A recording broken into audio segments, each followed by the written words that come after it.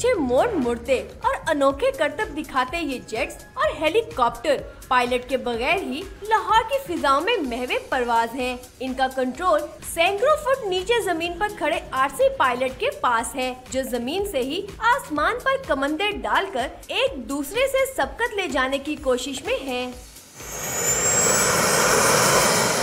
इसमें ये मुख्तलिफ किस्म के एयरक्राफ्ट्स और मुख्तलिफ जेट्स आते हैं, जो कि लोगों के लिए बहुत एक रिफ़्रेशिंग है, एक डिफरेंट चीज़ है। और हम लोगों ने पूरे पाकिस्तान से मुख्तलिफ लोगों को बुलाया है। बहुत सारी शहर ऐसे हैं जिनको आने में भी दिक्कत हुई, बट दे आर देयर। मुल्क भर से आए आरसी पायलट के तैयारा उड़ाने के अंदाज ने शायकीन के दिल मोह लिए। बड़ा पॉजिटिव इवेंट है, एक डिफरेंट हॉबी है और पूरे पाकिस्तान से लोग आए हुए हैं, इसके लिए फैमिलीज आई हुई हैं। जेट से लेके हेलीज और फिक्स्ड विंग्स का कंपटीशन है। आज मुख्तलिफ जगह से लोग आए हुए हैं।